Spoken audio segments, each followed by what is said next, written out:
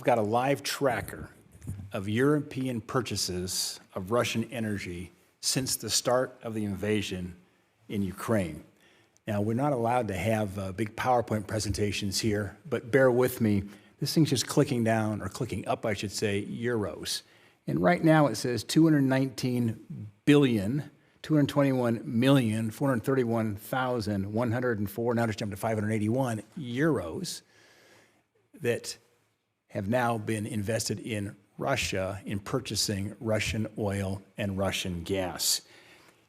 It's called RussianFossilTracker.com if you want to see it yourself. And it goes back to the beginning of the Russian invasion of Ukraine. So the number right now, as I mentioned, is about 220 billion euros. As of December, the EU had provided around 200 billion euros of aid to Ukraine. European purchases of Russian energy are funding the largest land war in Europe since the Second World War. I just wanted to set the stage with that before we get started. I want to thank our two witnesses for being here today to discuss such an important topic, and a great deal of thanks to Ranking Member Murphy for his participation and help in organizing this hearing. Our bipartisan cooperation on these issues will shine a light on some of the good work Europe has done to shore up its security, as well as the policy changes the EU can enact to ensure the continent's energy security. Now on to our witnesses. Geoffrey Pyatt is a distinguished fellow at the Atlantic Council's Global Energy Center and a senior managing director at McLarty Associates.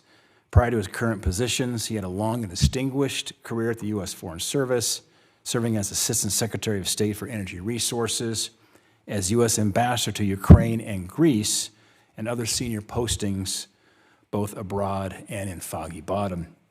He has extensive experience working on European energy security issues. We are grateful he could be with us here today to share his expertise. Thank you. Dan Byers is Vice President of Policy at the Global Energy Institute at the U.S. Chamber of Commerce, where he focuses on environmental and regulatory issues. He previously served as a staff director for the House Energy and Environment Subcommittee, as an official in the White House Office of Science and Technology Policy, and on the White House Economic Council. Mr. Byers is deeply knowledgeable about energy regulation and energy markets. We're grateful he could be here today to share some of his knowledge with us.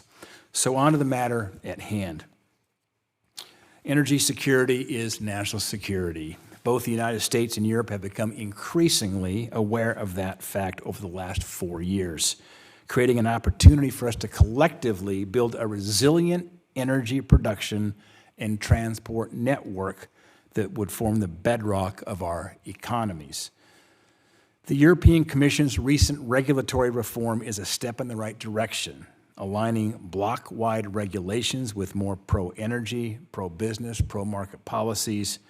In passing that reform took creativity and courage. I'd like to commend the European People's Party and their voting partners for the good work they've done on that package.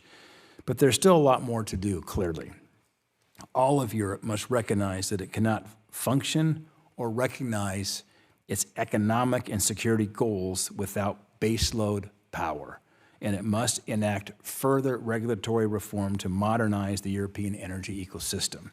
The continent has an opportunity to permanently end its resilience, its reliance on Russian energy, providing true independence and autonomy for America's partners on the other side of the Atlantic. Without enacting further regulatory reforms, Europe may find itself staring down the barrel of resuming Russian energy dominance or extortion, putting itself back into the vulnerable position it found itself in 2022. If Europe learns nothing else from the Russian invasion of Ukraine, let it be that energy security and supply chains are vital to national sovereignty. Compromises can't be made in those matters. We must work together to ensure those networks' resilience and survivability. I remember a trip I took to the Baltics a few years ago.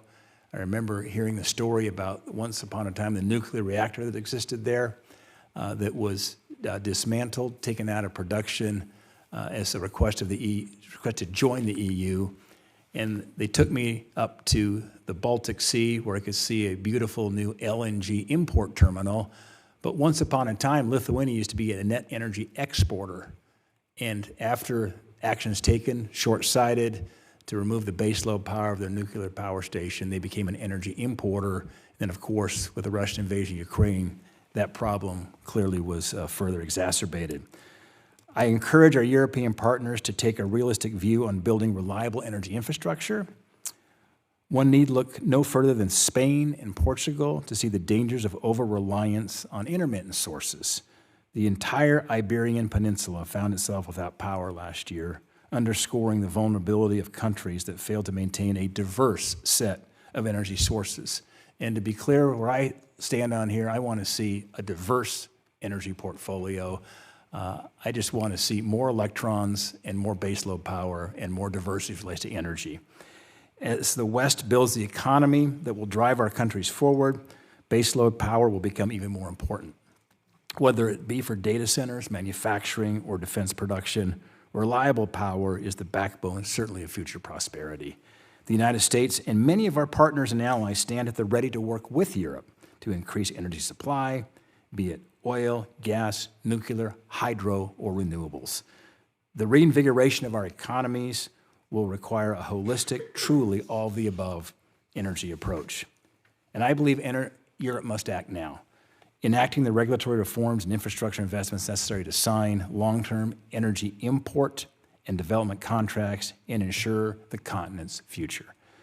Prosperity and security are dependent on such changes, and I look forward to continuing to work with our European partners to build a more secure future for both Europe and the rest of the world.